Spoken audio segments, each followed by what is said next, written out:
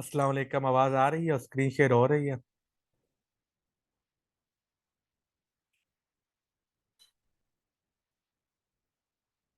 Hello. जी, आपकी आवाज भी आ रही है और स्क्रीन भी शेयर हो रही है। आज ऑफ, तो आज इंटरनेट का इशू नहीं होगा। आज हमने पढ़ना है सर्कुलर मोशन में जो एक्सेलरेशन प्रोड्यूस होती है वो पढ़ने हैं। जी। सर्कुलर मोशन हमारी कितनी डायमेंशन होती है? टू डायमेंशनल मोशन होती है।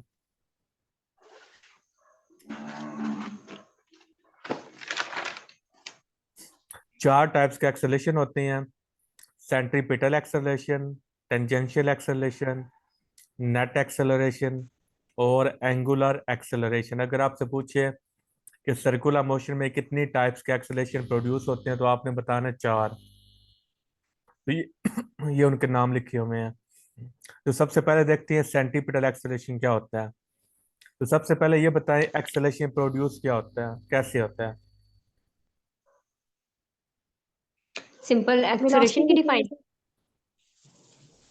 जी। Change in velocity produce acceleration. कौन चीज वह एक्सेलरेशन प्रोड्यूस करती है? Change in velocity. तो वेलोसिटी चेंज कैसे कर सकते हैं?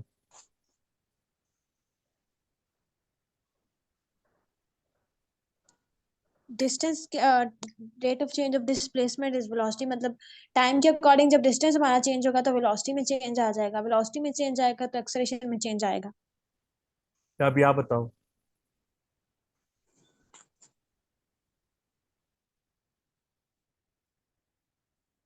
एक्सेलरेशन कैसे प्रोड्यूस होता है?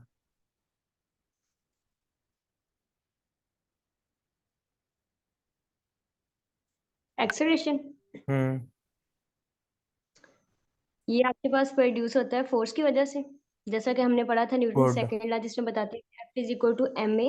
और फिर वहां से हमने वैल्यू निकाली थी ए की। वो सेम इस एक्सेलरेशन प्रोसेस से। हमेशा प्रोड्यूस करती है फोर्स। हाँ जी, बिल्कुल समन ऐसे। आप डेफिनेशन बता रहे थे। अगर आपसे पूछे एक्सेलरेशन कैसे प्रोड्यूस होता है तो उसको प्रोड्यूस करने वाली चीज है फोर्स। अब F is equal to M में, तो ये हमें क्या बताता है? हाँ जी, हाँ जी, बिल्कुल। ये न्यूटन सेकेंड लॉ है। ये हमें बताता है कि जो आपकी एक्सेलरेशन है वो हमेशा डायरेक्टली प्रोपोर्शनल होता है फोर्स के। डायरेक्शन एक्सेलरेशन की कैसे फाइंड आउट कर सकते हैं? फोर्स की वजह से। डायरेक्शन का मतलब एक्सेलरेशन कैसे फाइंड आउट कर सकते हैं, कहाँ पे होती है डायरेक्शन? मतलब ये है ना कि एफ एफ जो है बराबर है ए के एम ए के। तो मतलब ये है कि जिस तरफ आपके फोर्स की डायरेक्शन होगी उसी तरफ आपके एक्सेलरेशन की डायरेक्शन होगी। Vector good. क्वांटिटी यही बताती है। गुड। एक्सेलरेशन की डायरेक्शन हमेशा फोर्स की डायरेक्शन में ही होती है। जिस डायरेक्शन में फोर्स होती लगती है, हाँ है जी, बिल्कुल। उसी डायरेक्शन में एक्सेलरेशन प्रोड्यूस होता है। अब ये देखिए जी हमारा हमारे। लेक्चर 7 है ना। हाँ जी, लेक्चर 7 है। अब देखिए हमारे पास है, हम पढ़ना सेंटीपिटल एक्सेलरेशन। तो इसका मतलब है इस एक्सेलरेशन को कौन प्रोड्यूस कर रहा है? सेंटीपिटल फोर्स प्रोड्यूस कर रही है। ठीक है। तो सेंटीपिटल जी। फोर्स से क्या होती है? ये वो फोर्स होती है जो किसी भी बॉडी को मूव करवाती है around a circle. The force which is required to move a circle in क्या मूव ये इन अ मतलब सर्कुलर है? पाथ। ये मतलब जर्मन फोर्स होती है? ये वाली सेंटीमीटर हाँ फोर्स। जी। जहां तक मुझे लगता है कि ये लाइक दो फोर्सेस प्रोड्यूस होती हैं तो उनकी वजह से मतलब होती है। जैसा कि हमारे पास फोर्स ऑफ ग्रेविटेशन होती है उसी सेम उसके मतलब अपोजिट, जैसा कि सेंटीपिटल और सेंट्रीफ्यूगल फोर्स जो है। सेंटीपिटल और सेंट्रीफ्यूगल में क्या फर्क है? सेंट्रीफ्यूगल जो होती है ये हमारे पास वो जो हर वक्त ना डायरेक्शन चेंज करने की कोशिश करती है। और सेंटीपिटल फोर्स वो होती है, मतलब ये है कि कोई चीज़ है, फॉर एग्जांपल कोई चीज़ है वो सर्कल में क्या कर रही है, मूव कर रही है। तो जो सेंट्रीफ्यूगल फोर्स होती है वो उसे सर्कल से निकालने की कोशिश करती है। और सेंटीपिटल फोर्स होती है वो उसे मूव करवाती है। सेंट्रीफ्यूगल फोर्स रियल फोर्स होती है या नहीं? कौन सी फोर्स? सेंट्रीफ्यूगल इसका क्या बताना है? रियल फोर्स होती है या नहीं? रियल। रियल। हाँ जी, तो रेल ही है सेंटीपिटल और ये सेंट्रीफ्यूगल। सेंट्रीफ्यूगल फोर्स रियल नहीं होती, ये स्यूडो फोर्स होती है। क्या नाम दोबारा बोले, स्पीडो या मैं क्या लिख रहा बोला हूँ, था, ये मैंने मैं पढ़ा लिख था। रहा हूँ स्यूडो फोर्स। सीडो फोर्स, तो ये सेंट्रीफ्यूगल मैंने कल भी फोर्स, पढ़ा था, मैं आज भी पढ़ के आई हूँ इसे। सही है। स्यूडो फोर्स क्या होती है? ये होती है सेंट्रीफ्यूगल फोर्स होती है। हाँ जी, हाँ जी, सेम इस तरह। स्यूडो फोर्स का इसका उन्होंने मतलब, जी बताएं। बेस्ट एग्जाम्पल दी थी, जैसा कि हम ना वो क्रीम वगैरह निकालते हैं ना, हाँ जी। उसकी मिसाल दे रहे थे ये लोग। तो ये रियल सेंट्रीफ्यूगल फोर्स की नहीं होती, नहीं होती, इसका मतलब क्या है? ये सेंटीपेटल से प्रोड्यूस होती है ऐसे। इसकी जरूरत हमें क्यों पेश आई जब ये रियल फोर्स है नहीं?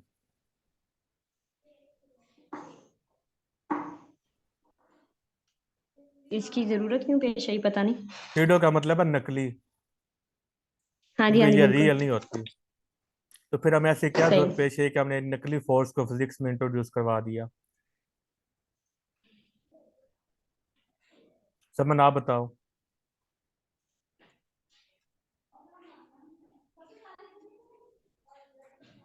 No, sir, I have no idea. चलिए ठीक है। देखिए जो न्यूटन के लॉज थे वो किसके लिए एप्लीकेबल है? ये हमारे पास फोर्स जो है, आपने पूछा है सेंट्रीफ्यूगल फोर्स ना, नहीं, न्यूटन के लॉज किसके लिए एप्लीकेबल है? लीनियर के लिए। मतलब यूनिफॉर्म एक्सेलरेशन के लिए या वेरिएबल एक्सेलरेशन के लिए? मैंने बोला तो है लीनियर के लिए, यूनिफॉर्म जिसे बोलते हैं वो सेम चीज। तो जो न्यूटन के लॉज है ये लीनियर, ये यूनिफॉर्म एक्सेलरेशन के लिए एप्लीकेबल है। लेकिन जब हम हाँ जी, हाँ देखते जी, हैं कि बिल्कुल। हमारा एक्सेलरेशन चेंज होता है, नॉन यूनिफॉर्म हो जाता है, जैसे हमारी डेली लाइफ में होता है, तो तब जो न्यूटन के लॉज है वो एप्लीकेबल नहीं होते। तो अब ये देखें जो क्लासिकल मैकेनिक्स है ना, वो सारी न्यूटन के लॉज पे ही बेस करती है। तो बहुत सारी जो क्लासिकल मैकेनिक्स में बहुत ज़्यादा काम हो चुका था उन्होंने सारी जो मतलब मैकेन अभी मेरी बात सुने, मेरी बात सुने, फर्स्ट मेरी बात सुने। आपने बोला है कि जो सेंटीपेटल फोर्स है ये हमारे पास रियल फोर्स है, अभी उसमें आता सॉरी हूँ मैं। सेंट्रीफ्यूगल। हाँ जी, वो रियल फोर्स नहीं होती। और इसके साथ साथ आप ये बताएं कि जो सेंट्रीपेटल फोर्स है ये रियल है फिर, वो रियल फोर्स है, सेंटीमीटर फोर्स। और ये सेंट्रीफ्यूगल फोर्स हमें मतलब हमने जस्ट इसे फ्रेम ऑफ रेफरेंस के लिए करवाया है या और मकसद है इसका, इंट्रोड्यूस वही करवा रहे बताना हैं? वही बताने लगा हूँ।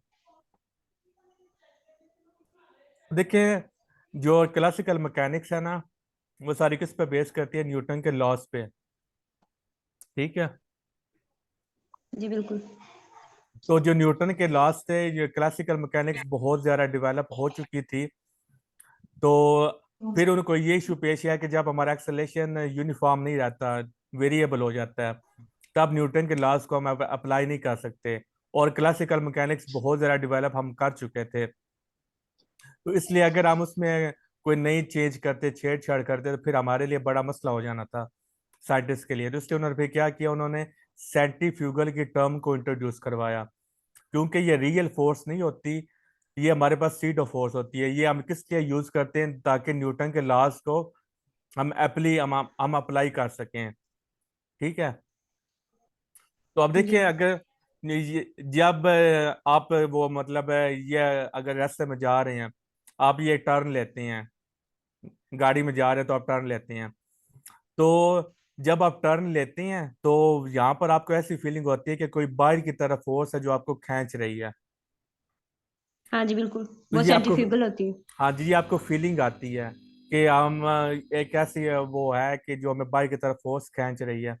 इसको हमने नाम दे दिया, ये सेंट्रीफ्यूगल फोर्स है। अब देखिए जब एक चीज रियल है नहीं है, लेकिन फिर भी हमने इसको इंट्रोड्यूस इसलिए करवाया ताकि हमारा जो है ना, जो क्लासिकल मैकेनिक्स है उसमें हम नॉन जो वेरिएबल जो एक्सेलरेशन उसको भी हम अप्लाई कर सकें। तो ये हमेशा ये क्या होती है, ये एक्सिलरेटेड फ्रेम ऑफ रेफरेंस के लिए हम इसको हमेशा यूज करते हैं। आपने ये सुना मतलब ये कि होगा। हमने जस्ट फ्रेम ऑफ रेफरेंस के तौर पर सिलेक्ट करना है, सही हो गया, एक्सेलरेटिंग फ्रेम ऑफ रेफरेंस। जब भी हमारे पास एक्सिलरेटेड फ्रेम ऑफ रेफरेंस होगा तभी हमने इसको यूज करना है। जब हमारे पास नॉन एक्सिलरेटेड फ्रेम होगा या इनर्शिया फ्रेम ऑफ रेफरेंस होगा, फिर हमने इसको यूज नहीं करना। नहीं करना। और जो इसकी जो वैल्यू होती है, हमने कहा कि जो सेंटीमीटर फोर्स है ये, क्योंकि अब देखें ये फोर्स तभी अराइज होती है जब बॉडी सर्कल में मूव करती है, अदरवाइज ये सेंट्रीफ्यूगल फोर्स को हम इंट्रोड्यूस नहीं करवाएंगे, सिर्फ सर्कुलर नहीं मोशन के करवाते। लिए ही हम इसको अराइज करते हैं। तो हमने ये कहा कि जो सेंटीमीटर फोर्स है जितनी वो अंदर की तरफ लगती है उतनी ही ये फोर्स क्या करती है, बाहर की तरफ लगती बाहर है। की तरफ। तो दोनों की डायरेक्शन क्या है, इक्वल इन मैग्नीट्यूड है और अपोजिट इन डायरेक्शन है। तो यहाँ तक क्लियर है। हाँ जी, C2। तो अब देखें जो सेंटीपिटल फोर्स है ये कोई और फोर्स होती है जो सेंटीपिटल फोर्स बनती है। जैसे आपने पढ़ा ना ग्रेविटेशनल फोर्स है, तो ग्रेविटेशनल फोर्स हाँ जी, बजाते बिल्कुल। खुद एक फोर्स है, लेकिन जो सेंटीपिटल फोर्स है ये बजाते खुद कोई फोर्स नहीं है, कोई और फोर्स होती है जो सेंटीपिटल फोर्स बन जाती है। जस्ट ठीक है। सपोज अब देखें एक बॉडी क्या कर रही है, सेटेलाइट है, वो अर्थ के गिर्द रिवॉल्व कर रहा है, ये हमारी अर्थ है, इसके गिर्द क्या कर रहा है, रिवॉल्व कर रहा है। और हम जानते हैं जब भी बॉडी सर्कल में मूव करती है तो उसको सेंटीमीटर फोर्स की जरूरत होती है। तो यहाँ पे सेंटीमीटर फोर्स कौन सी फोर्स बनती है, बताएं।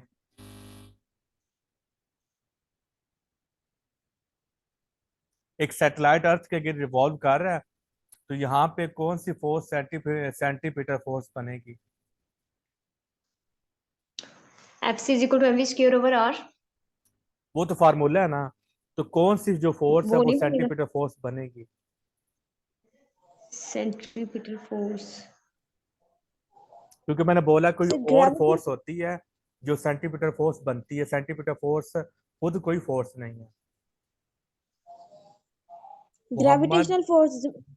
या शाबाश, यहाँ पर ग्रेविटेशनल फोर्स क्या बन जाती है, सेंटीपिटल फोर्स बन जाती है। ठीक है, मोहम्मद रिहान ने हैंड रेस की है, तो आपने कोई क्वेश्चन पूछना है आई थिंक। अच्छा, आपने ये कभी नहीं सोचा कि ये जो चांद है ये क्या कर रहा है, ये जमीन के गिर्द रिवॉल्व कर रहा है, तो किस वजह से रिवॉल्व कर रहा है, जमीन अर्थ की ग्रेविटेशनल फोर्स की वजह से रिवॉल्व कर रहा है, सही है ना। और ग्रेविटेशनल फोर्स का काम क्या होता है, फोर्स ऑफ अट्रैक्शन होती है, वो चीज़ों को अपनी तरफ खींचती है, क्योंकि जैसे हम कोई चीज़ ऊपर फेंकते हैं वो चीज़ ग्रेविटेशनल फोर्स की वजह से क्या आती है, वापस आ जाती है। तो अगर ग्रेविटेशनल फोर्स ना हो तो फिर वो चीज़ वापस ना आए। लेकिन ये जो मून है ये ग्रेविटेशनल फोर्स की वजह से जमीन के गिर्द रिवॉल्व कर रहा है, तो ये जमीन के पास आ क्यों नहीं आता, हालांकि ग्रेविटेशनल फोर्स इस पे एक्ट कर रही है। तो ग्रेविटेशनल फोर्स तो का काम है तो चीज़ों को खींचना, चीज़ों को खींचने का मतलब है कि वो चीज़ें उसके पास आनी चाहिए। इस तरह ये जो अर्थ है ये सन के गिर्द रिवॉल्व करती है, सन की ग्रेविटेशनल फोर्स की वजह से रिवॉल्व करती है, तो ये अर्थ सूरज के पास क्यों नहीं जाती, तो ये इन्होंने डिस्टेंस मेंटेन कैसे किया हुआ है, हालांकि ग्रेविटी की फोर्स ही की वजह से ये सारे मूव कर रहे हैं। तो इसका आंसर कोई बताए। सर हर चीज की जो है ना, वो जिस चीज का मास होता है ना उसकी एक अपनी ग्रेविटेशनल फोर्स होती है। तो एक तो जमीन की ग्रेविटेशनल फोर्स ज्यादा है क्योंकि उसका मास ज्यादा है। तो सन की भी या मून की आपने पूछा तो उसकी भी एक फोर्स होती है, वो उसको ऑपोजिट डायरेक्शन में मूव करवाती है, जिसको अभी हमने पढ़ा सेंट्रीफ्यूगल फोर्स जो है वो उसको ऑपोजिट डायरेक्शन में मूव करवाने करती है। इस वजह से वो उसके पास नहीं आ सकता। ज्यादा फोर्स तो जमीन की है ना, जी। मतलब जस्ट फॉर एग्जांपल जमीन लगा रही है 100 न्यूटन फोर्स, तो चूंकि मून छोटा है ये लगा लेगी 20 न्यूटन फोर्स, क्योंकि उसका साइज जमीन के मुकाबले बहुत छोटा है। जी। तो रिजल्टेंट फोर्स का आंसर क्या आया, 80। तो आप जानते हैं, दो, तो फिर तो चांद को जमीन के पास आना नहीं चाहिए, क्योंकि जमीन की फोर्स बड़ी है, जिसमें डायरेक्शन में रिजल्टेंट फोर्स हो उसी डायरेक्शन में बॉडी मूव करती है। सर यही फोर्स तो उसको सेंट्रीफ्यूगल फोर्स भी तो लग रही है ना दूसरी साइड से, जो उसको वो तो रियल फोर्स सेंटर है ही नहीं में ना, जो। वो जैसा मैथमेटिकल टूल्स के लिए हम इसको इस्तेमाल करते हैं, इन रियलिटी वो कोई फोर्स नहीं है। अस्सलाम वालेकुम सर। सर इसमें देखें जब फास्टली कोई पार्टिकल मूव कर रहा है, यानी कि जी हमारा मून है अर्थ के गिर्द रोटेट कर रहा है, उसकी स्पीड फास्टली होती है लेकिन ग्रेविटी उसके ऊपर एक्ट कर रही है। तो जी वो जो ग्रेविटी है वो उस पाथ को, जो उसका स्ट्रेट पाथ था, न्यूटन फर्स्ट लॉ की मदद से वो तो स्ट्रेट जाना चाहिए था, लेकिन ग्रेविटी की वजह से वो कंटिन्यूअसली रोटेट कर रहा है उसके कर्व को, यानी कि जो हमारा फर्स्ट लॉ है, लॉ ऑफ ग्रेविटेशन, जिसके ऊपर एक्ट कर रहा है, ग्रेविटी की वजह से वो उसको पाथ को बेंड करके सर्कुलर पाथ के अंदर उसको होल्ड किए हुए है। हालांकि ये फर्स्ट लॉ जिसे हमने स्पेस में पढ़ा हुआ है कि जब भी कोई फोर्स हम लगा देते हैं तो वो कंटिन्यूअसली वहां पर मूव करता रहता है जब तक उसके अपोजिट कोई फोर्स ना लगाई जाए, तो यानी रोका ना जाए। तो लेकिन यहाँ पर जब अर्थ के गिर्द हम रोटेट कर रहा है, कोई मून है या कोई और प्लैनेट्स है, या प्लैनेट के गिर्द कोई सैटेलाइट मूव कर रहा है, तो बेसिकली वो जो ग्रेविटी है उसके पाथ को कंटिन्यूअसली बेंड करवा रही है, सर्कुलर पाथ में बेंड करवा रही है। वो अपना फर्स्ट लॉ को फॉलो कर रहा है, जिसकी वजह से वो अपने पाथ के अंदर रोटेट करता रहता है। रिजल्टेंट फोर्स जब आप देखिए पार्टिकल्स डायरेक्शन में मूव करते हैं, हमेशा रिजल्टेंट फोर्स के डायरेक्शन में मूव करती है, ऐसे ही है ना। जी जी ये मैंने जी एक एग्जांपल दी है। मैंने कहा कि जमीन की ग्रेविटेशन फोर्स 100 न्यूटन तो मून की 20 न्यूटन है, तो जी जमीन जी। तो इसको ऐसे खींच रही है, ऐसे ही है। सर देखें, आप ये तो कह रहे हैं दोनों पार्टिकल्स आपस में फोर्स लगा रहे हैं, एक फोर्स हमने भी तो लगाई है ना, जो उसको पुश आउट करने के लिए हमने भी तो पुश आउट किया है ना, जमीन से फेंका है या किसी चीज को रोटेट करवाया है। वो न्यूटन फर्स्ट लॉ जिसमें हमने फर्स्ट ईयर के एक चैप्टर है, आई थिंक थर्ड चैप्टर है, प्रोजेक्टाइल मोशन होता है। जब हम प्रोजेक्टाइल ड्रा करते हैं तो वो प्रोजेक्टाइल बेंड क्यों हो जाता है, उसका पाथ एलिप्टिकल या पैराबोला क्यों बनता है? बेसिकली उसके अंदर लॉ ऑफ ग्रेविटेशन एक्ट कर रहा होता है, ग्रेविटी की वजह से उसका पाथ कंटिन्यूअसली बेंड हो रहा होता है, लेकिन वो वापस हर जमीन पे लम्हा आ उसके जाती अंदर है ना, चेंज हो रहा है। फोर्थ जमीन सर पे वो अपनी चैप्टर जगह वही पे है आ देखिए ना, जाती पार्शियल है। वो मोशन। इतना फास्टली मूव नहीं कर रहा होता। जो हम प्रोजेक्टाइल फेंकते हैं, वो हम कोई जो पुश आउट करते हैं, वो फास्टली मूव आउट नहीं कर रहा होता। जब आप किसी को सैटेलाइट को लॉन्च करना चाहते हैं तो हम रॉकेट के जरिए उसको फास्टली मूव करवाया जाता है, उसको लॉन्च करवाया जाता है। जब वो फास्टली मूव करता है तो दैट्स वाई, यानी कि वहां पर जाकर वो कंटिन्यूअसली अपनी पाथ को सर्कुलर पाथ में मेंटेन रखता है, जी आपने और आंसर अब पूरा मैं ग्रेविटी दे उसके बताऊं। ऊपर दिया। कंटिन्यूअस। जी कोई और पार्टिसिपेट करना चाहे? हाँ जी, मैं करना चाहूंगी। फर्स्टली जो बोली थी, एक लड़की थी, उन्होंने बोला था कि हमारी जो जमीन की ग्रेविटी है वो 9.8 है, और जो सन की भी ज्यादा है। सही है ऐसे, जबकि सन की है 1.6 पॉइंट में है, नहीं, और मून के जो सूरज की है 1.6 वो, है। हाँ जी वही बात ना, मून की 1.6 है, जो सूरज की है वो 274 है। सेम ऐसे सन तो हमारे बहुत पास ज्यादा जो है पावरफुल है ना। हाँ जी सेम बात। अच्छा जी, मून जो है जमीन की तरफ क्यों नहीं आ रहा? क्योंकि जो मून है उसकी ग्रेविटेशनल जो फोर्स है वो कम है, जस्ट उसकी वजह से वो जमीन को अपनी तरफ नहीं खींच सकता। सिंपल। और दूसरी बात, एक लेकिन क्वेश्चन जमीन तो यहाँ पे खींच ये रही भी है ना, बनता है। जमीन तो खींच रही है लेकिन सूरज तो नहीं खींच रहा ना। वो सूरज भी हमें सॉरी, जमीन चांद तो को नहीं खींच खींच रहा है। रहा, उसकी ग्रेविटी कम है। देखिए यार, फिर आप क्वेश्चन नहीं समझ सकते, खैर मैं अब उसका आंसर दे देता हूँ। अभी ये ना हाँ जी बताओ। मोहम्मद रियान ने आंसर दिया है कि हम उसको बहुत तेजी स्पीड से फेंकते हैं, तो इनका करीब करीब आंसर ठीक है। अगर हम यहाँ पर वर्ड यूज कर लेना इनर्शिया का, तो वो सबसे बेस्ट है। ठीक है, इनर्शिया। नहीं, आपका क्या मतलब है कि आपने जमीन को सूरज की तरफ फेंका, चांद की तरफ फेंका है? मैं अभी बताता हूँ। अब देखिए, ये जो मून है ना, इसने जमीन के गिर्द रिवॉल्व कर रहा था, तो सबसे पहले हाँ जाहिर जी है सेम। कि मून को किसी ने मूव करवाया। अब जाहिर है वो मूव करवाने में ज़ात अल्लाह ताला की है, तो अल्लाह ताला ने मून को इस तरह मूव करवा दिया। ठीक है, वो ऐसे जा रही है, और यहाँ पे अर्थ थी। अब जो अर्थ है इसके पास ग्रेविटेशनल फोर्स थी, ये इसको क्या करेगी, ये इसको नीचे बेंड करेगी। लेकिन इसका जो इनर्शिया है इसके पास, क्योंकि ये मूव करता हुआ आया था जमीन के पास, तो जब इसके पास है मूव मोशन की वजह से इसके पास है इनर्शिया ऑफ मोशन आ गया, तो न्यूटन के फर्स्ट लॉ के मुताबिक इसका इनर्शिया बोलेगा कि तुम मूव ही करो स्ट्रेट पाथ में। तो ये स्ट्रेट पाथ में जाना चाहेगा, लेकिन जो अर्थ है वो उसको क्या करेगी, वो नीचे की तरफ खींचेगी, और इनर्शिया क्या करेगा, आगे की तरफ जाएगा। फिर वो जमीन नीचे की तरफ खींचती है, और उसका इनर्शिया बोलता है आगे की तरफ जाओ। तो इस तरह ये एक जब कंटिन्यूअसली इनर्शिया भी फॉरवर्ड जाने की कोशिश करता है, और ग्रेविटी उसको क्या करती है, डाउनवर्ड खींचती है, तो वो क्या बन जाता है, सर्कुलर पाथ वो बन जाता है। अगर जमीन की ग्रेविटेशन फोर्स ज्यादा हो जाए तो फिर ज़ाहिर इनर्शिया की फोर्स कम हो जानी है, तो फिर चांद ने क्या करना है, जमीन के पास आ जाना है। नंबर वन, अगर इनर्शिया ज्यादा हो और ग्रेविटेशन फोर्स कम पड़ जाए, तो फिर ये क्या करेगा, मून स्ट्रेट पाथ में निकल जाएगा, फिर ये वो मतलब सर्कुलर पाथ को फॉलो नहीं करेगा। तो अल्लाह ताला ने इस इनर्शिया और ग्रेविटेशन फोर्स में बैलेंस रखा हुआ है कि जितना इनर्शिया और उतना ही ग्रेविटेशन फोर्स, इसलिए ये ना तो नीचे आ रहा है और ना ये स्ट्रेट पाथ में जा रहा, बल्कि ये कर रहा है वो सर्कुलर पाथ में ये मूव कर रहा है। इस तरह जब हम सैटेलाइट भेजते हैं, अगर हमारे जो सैटेलाइट की मोशन है वो बहुत ज्यादा हो जाए ग्रेविटी की फोर्स की निस्बत, फिर वो उस ऑर्बिट में वो नहीं स्टे करेगा, बल्कि वो स्ट्रेट पाथ में निकल जाएगा। अगर उसकी मोशन कम है, तो जब उसकी मोशन कम है फिर ग्रेविटी की फोर्स ज्यादा हो जाएगी, तो फिर वो सैटेलाइट क्या करता है, नीचे फॉल कर जाता है। क्लियर है? अभी भी क्लियर नहीं है बस। देखिए, आपने बोला है कि हमें सबसे पहले ये पता है कि हम क्वांटम मैकेनिक्स में बात करते हैं, हमारा जो फ्रेम है वो इनर्शियल फ्रेम ऑफ रेफरेंस है, ऐसे ऐसे जी बताया ना आपने। इनर्शियल है वो तो हमें पहले पता है। ये बाकी रह गई बात, हमने उसमें 6 में पढ़ा था, सॉरी मेरा ख्याल में एफएससी के जो सेकंड ईयर उसमें पढ़ा था कि एक आपके पास ड्रॉप है वो हवा में सस्पेंडेड क्यों करता है। मतलब नहीं हमने नहीं, ये बताया था कि उस पे दो फोर्सेस लगती हैं, एक हवा ग्रेविटी में, एक उसकी नॉर्मल। एक मिनट, लेट मी जब करेक्ट, दोनों इक्वल होते हैं लेट मी, तब वो रोटेट करता है। रुके सेम रुके यहाँ पे वो मेथड रुक, यूज हो सकता है ना, अर्थ वाला। पहली बात तो ये जो ड्रॉपलेट्स हैं वो सस्पेंड नहीं करते। हमें ऐसा फील होता है कि वो सस्पेंड किए हुए हैं, लेकिन वो मूव कर रहे हैं, लेकिन उनकी मोशन इतनी वो थोड़ी होती है, तो हमें ऐसा लग रहा होता है कि वो सस्पेंड कर रही हैं। तो पहले इसको क्लियर कर लें, वो लटके नहीं होते, क्योंकि अगर अच्छा लटके हों फिर वो बारिश के ड्रॉप्स नीचे क्यों आते हैं?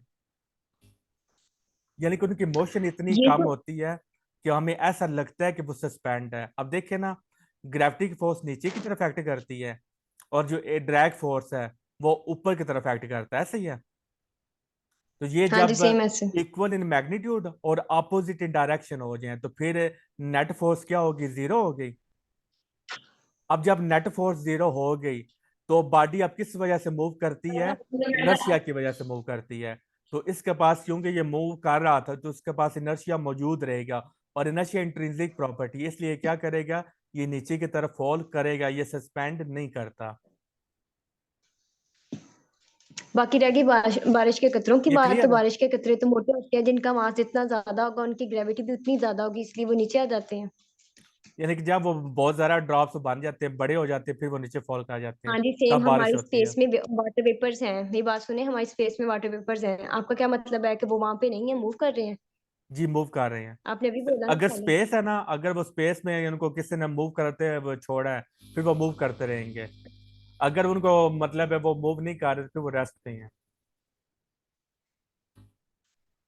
अच्छा, सही है। एक क्वेश्चन और भी है। ये बात क्लियर है, ये मैंने जो अभी बताई है। हाँ जी, सारी क्लियर है। अब इसमें देखें, मैं अभी आपको क्लियर कर देता हूँ। ये एक वो कार है या बेंच कैल है, ठीक है? ये डेस्क पे पड़ा हुआ है। तो आप 5 न्यूटन फोर्स यहाँ पे लगाते हैं, और एक और वो 5 न्यूटन फोर्स यहाँ पे लगाता है। तो यहाँ पर 5 है और यहाँ पर भी 5 है, तो दोनों equal in magnitude, opposite in direction है। तो यहाँ पर नेट फोर्स क्या हो जाएगी, जीरो हो जाएगी। तो ये बॉडी मूव नहीं करती। क्यों नहीं मूव करेगी? क्योंकि ये ऑलरेडी ये रेस्ट पे था, तो इसके पास इनर्शिया ऑफ रेस्ट मौजूद था।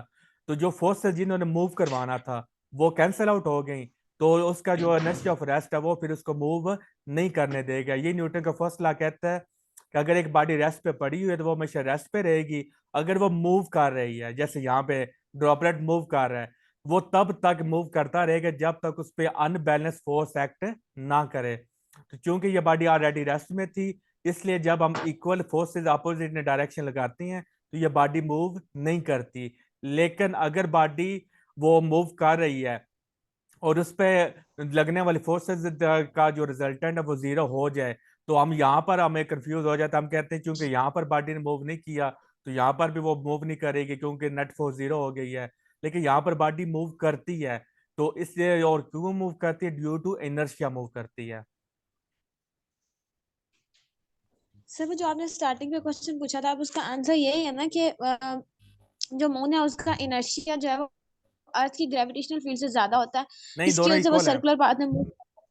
इनर्शिया और ओके। ग्रेविटेशन फोर्स एक दूसरे के तो बैलेंस करते हैं, इस वजह से वो फिर सर्कुलर पाथ में फॉलो करता है, ना नीचे आता है ना स्ट्रेट पाथ में जाता है। ओके। अगर इनर्शिया ज्यादा हो जाए तो वो फिर स्ट्रेट पाथ को निकल जाएगा, फिर वो सर्कुलर पाथ को फॉलो नहीं करेगा। अगर ग्रेविटी की फोर्स ज्यादा हो जाए फिर वो नीचे फॉल कर जाएगा, फिर भी वो सर्कुलर पाथ में नहीं जाएगा, क्योंकि बॉडी ने हमेशा रिजल्टेंट फोर्स के डायरेक्शन में मूव करना होता है। क्लियर है? ठीक है सर, थैंक यू, समझ आ गई। राबी आप बताओ। सर जी मेरा क्लियर है। नहीं कोई डाउट है तो 10 दफा पूछे, वो कोई इशू नहीं है, आपके डाउट्स क्लियर होने चाहिए। नहीं मेरा यही है कि देखें, मैंने भी देखा है, मैंने भी चेक किया है, वो यही बता रहे हैं कि जब भी कोई बॉडी जो है किसी चीज के इधर रिवॉल्व उसी वक्त करती है, उस पे दो फोर्सेस, एक तो उसकी खुद की फोर्स होती है, दूसरा वो जो उससे ऊपर लगने वाली होती है। दोनों, एक को नाम दे देते हैं हम ग्रेविटेशनल फोर्स का, दूसरी को देते हैं नॉर्मल फोर्स का। जब ये दोनों इक्वल हो जाती हैं तो कोई भी बॉडी जो है अर्थ में या सैटेलाइट में रिवॉल्व करना शुरू कर देती है। ये 9th क्लास की बुक में 5 चैप्टर पे बताया गया। और सिंपल इसके साथ साथ एस चांद में भी इस चीज का जिक्र है कि ग्रेविटेशनल जो मून की है उसकी वजह से हमारी अर्थ पे फर्क पड़ता है। कितने सेंटीमीटर हमारी जो अर्थ है या तो थोड़ी सी अप होगी, थोड़ी सी डाउन होगी, वो जो पॉइंट है वो 25 सेंटीमीटर है, ठीक है, जो कि इग्नोरेबल है। ये सारा उन्होंने वहां पे बताया है। तो यहाँ पे मैंने क्या बोला है, मेरा तो सवाल ये था आप कि मून, इनर्शियल फ्रेम लग रहे हैं, वो एक फोर्स लगा रहे हैं, पीछे एक भाई ने भी बताया कि कोई फोर्स आप पुश करते हैं। आप सिंपल इसमें ये बात क्यों नहीं क्लियर, हमें तो पहले ही पता है कि वो इनर्शियल फ्रेम ऑफ रेफरेंस है जो कि हम क्वांटम मैकेनिक्स में ऑब्जर्व करते हैं या सपोज करते हैं, लेकिन वो ऐसा होता नहीं है। देखिए यहाँ पे क्वांटम मैकेनिक्स तो अप्लाई नहीं ना होगी, क्योंकि ये मैक्रोस्कोपिक ऑब्जेक्ट्स है, यहाँ पे क्वांटम अप्लाई नहीं होती, हाँ जी ठीक हो गया, क्लियर है। क्योंकि क्वांटम सिर्फ माइक्रोस्कोपिक ऑब्जेक्ट पे अप्लाई केबल है। जब आप क्लासिकल मैकेनिक्स या मैक्रोस्कोपिक में आते हैं फिर आपको क्लासिकल रूल्स को ही लगाना पड़ता है। तो आप जो कह रहे हैं यहाँ पे देखिए नॉर्मल फोर्स कौन सी है मून पे, आप बताएं। ये आपने बताना है ना, वही तो मैं आपसे पूछ रही हूँ। आप बोल यहाँ रहे पे हैं कोई कि नॉर्मल इनर्शियल फोर्स फोर्स नहीं है, ना लग इनर्शियल रही, कहाँ पे आ गई? इनर्शियल फोर्स इनर्शियल है। कहाँ पे आ गई? इनर्शिया, इनर्शियल तो सिर्फ फ्रेम होता है, सिर्फ देखें फ्रेम होता है हमारा। मैं इनर्शिया की बात कर रहा हूँ, इनर्शियल फ्रेम की बात नहीं कर रहा, इनर्शिया की बात कर रहा हूँ, दोनों में फर्क है। इनर्शिया इंट्रिंसिक प्रॉपर्टी है जिसकी वजह से बॉडी अपनी मोशन या अपनी कंडीशन को वो कंटिन्यू करती है। न्यूटन का फर्स्ट लॉ क्या कहता है? इनर्शिया। और जो इनर्शियल फ्रेम है लॉ ना, ऑफ इनर्शिया पढ़ा है। हाँ जी, हाँ जी जो बिल्कुल पढ़ा है। इनर्शियल जो फ्रेम है वहां पे एक्सेलरेशन जीरो होता है, उसको हम कहते हैं इनर्शियल फ्रेम। मैं तो बात कर रहा हूँ इनर्शिया की हाँ बात कर रहा हूँ, कि जब बॉडी, इनर्शिया दो टाइप का होता है, एक होता है इनर्शिया ऑफ रेस्ट और एक होता है इनर्शिया ऑफ मोशन। जब हमारी बॉडी रेस्ट पे होती है तब उस पे जो इनर्शिया मौजूद है उसको हम कहते हैं इनर्शिया ऑफ रेस्ट, और जब बॉडी मूव कर रही होती है तब उसके पास इनर्शिया ऑफ मोशन होता है। प्रोजेक्टाइल मोशन में अगर आप देखें बॉडी इस तरह मूव करती है, ऐसे ही है।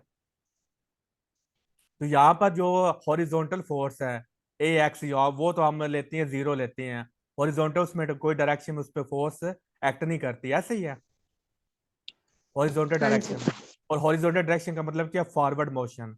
तो यहाँ पे क्या फॉरवर्ड मोशन नहीं हो रही है ना? जी। और लेकिन जो फोर्स है हॉरिजॉन्टल वो तो जीरो हो गई है, तो फिर ये बॉडी ने फॉरवर्ड मोशन परफॉर्म कैसे की? क्योंकि फोर्स ही की वजह से हम मोशन करते हैं। तो जब यहाँ पर रिजल्टेंट वो जो हॉरिजॉन्टल फोर्स है वो जीरो है, फिर बॉडी ने मूव कैसे किया, बताएं आप। अभी आपने फर्स्ट टाइम मुझसे पूछा था ना कि नॉर्मल फोर्स जो है चांद की कौन सी है, तो उसकी ग्रेविटेशनल फोर्स जो है वो चांद की नॉर्मल फोर्स है। आप दूसरी का सेंस में ले रहे हैं कि मून अर्थ को अपनी तरफ अट्रैक्ट करता है और अर्थ अपनी तरफ करती है, तो वो बात ठीक है हाँ जी आपकी। सेम। लेकिन मेरा ये क्वेश्चन था कि मून अर्थ पे फॉल क्यों नहीं करता, तो उसका मैंने ये आंसर दिया कि मून का जो इनर्शिया है, क्योंकि मोशन करता हुआ मून अर्थ के पास से गुजरा, तो जैसे ही ये पास आया तो इसका इनर्शिया मौजूद था, तो इसका इनर्शिया ये कहता है कि तुमने फॉरवर्ड डायरेक्शन में जाना है, और ग्रेविटेशन फोर्स कहती नहीं तुमने नीचे डाउनवर्ड में आना है। तो दोनों में इस तरह बैलेंस क्रिएट होता है और ये सर्कुलर पाथ में मूव करना शुरू कर देता है। अगर इनर्शिया की फोर्स, अगर इनर्शिया ज्यादा हो जाए, मतलब इनर्शिया ज्यादा कैसे होगा, इसकी मोशन अगर ज्यादा हो जाए तो फिर इनर्शिया भी ज्यादा हो जाएगा, तो फिर ये बॉडी क्या करेगी, स्ट्रेट पाथ में निकल जाएगी, तब ये वो सर्कुलर पाथ में फॉलो नहीं करेगी। अगर ये डाउनवर्ड, अगर ग्रेविटेशन फोर्स ज्यादा हो जाती है तो फिर बॉडी क्या करेगी, डाउनवर्ड फॉल कर जाएगी, फिर भी बॉडी सर्कुलर मोशन में नहीं जाएगी। ये दो पॉइंट्स मैंने बताए हैं, ठीक हो गया। आप पता ठीक नहीं हो इनको। गया। क्लियर है? तब बताएं, मैंने जाना तभी आगे जब आपका ये पॉइंट क्लियर हो। हाँ जी क्लियर है, मेरा क्लियर है, इनर्शिया की वजह से बस। यहाँ पे नॉर्मल फोर्स नहीं, नॉर्मल फोर्स जो होती है वो सरफेस की फोर्स होती है। जैसे ये एक बॉडी है ठीक हो ना, गया। तो ये एक बुक पड़ी हुई है, तो यहाँ पे नॉर्मल फोर्स लगती है। नॉर्मल फोर्स हमेशा 90 डिग्री पे होती है।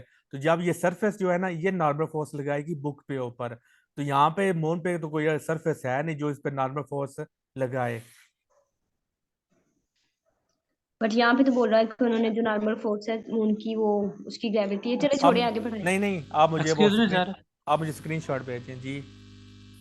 सर ये देखें, जब बिग बैंग थ्योरी का रिएक्शन हुआ था, जी वाकया हुआ था, उस वक्त यानी कि जिसमें ये प्लैनेट्स वजूद में आए थे, सारे एग्जिस्ट कर गए थे, तो बेसिकली जो मून को है, अर्थ को है, इनिशियल जो पुश आउट मिला था वो वो बिग बिग बैंग बैंग से थ्योरी मिला, से। वही मैंने जिसको अल्लाह और का उस, नाम दिया ना, कि अल्लाह ने मूव हाँ करवाया। बिल्कुल बिल्कुल, वही बिग बैंग थ्योरी की वजह से इसे पुश आउट हुआ था और इसको फोर्स मिली। और जो वो हमारी फोर्स की वजह से उसके पास फर्स्ट इनर्शिया आ लॉ को गया। फॉलो कर गई, फर्स्ट लॉ को फॉलो कर गई या लॉ ऑफ इनर्शिया को फॉलो कर गई। और उसके बाद इनकी जो स्पिन मोशन थी ग्रेविटी की, अर्थ की, तो उसकी वजह से इसने ग्रेविटी ऑब्टेन कर ली। अब बिल्कुल। दोनों law at the same time act कर रहे हैं, तो जिसकी वजह से इनके पाथ सर्कुलर पाथ बन गए और अल्लाह ताला ने इनको एग्जिस्ट कर दिया। हाँ जी, बिल्कुल ऐसा ही है।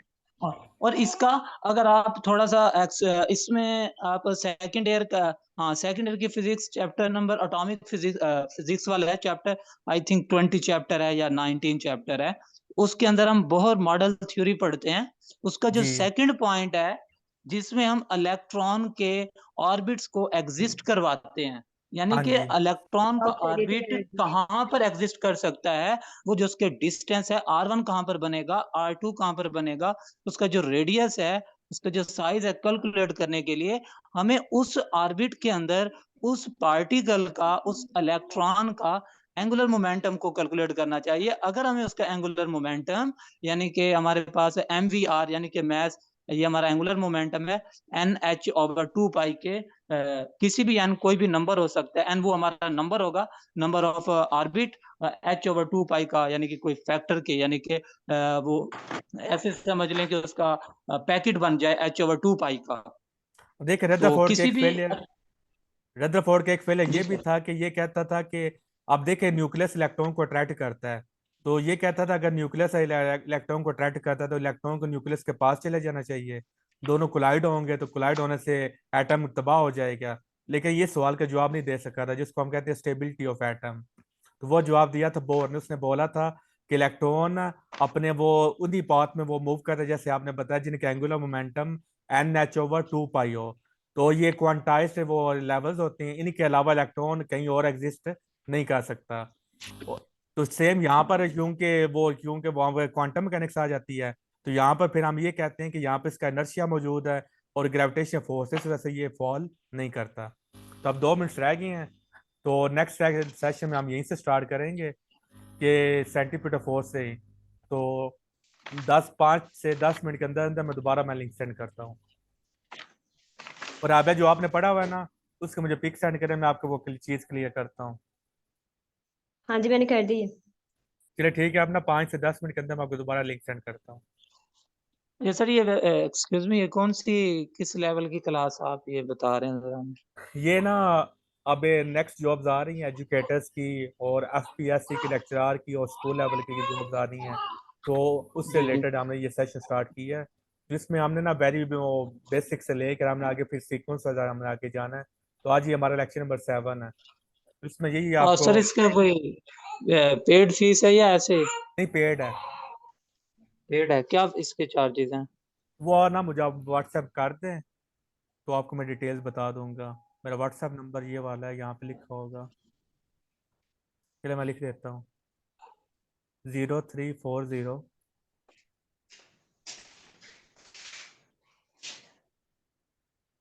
इसमें आपका वो सारा है ना, आपको मैसेज करें, मैं आपको डिटेल बता देता हूँ। ये मेरा व्हाट्सएप नंबर है।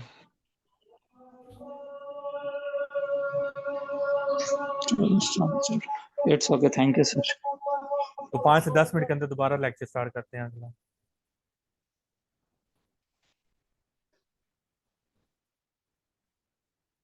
तैयारी करूंगी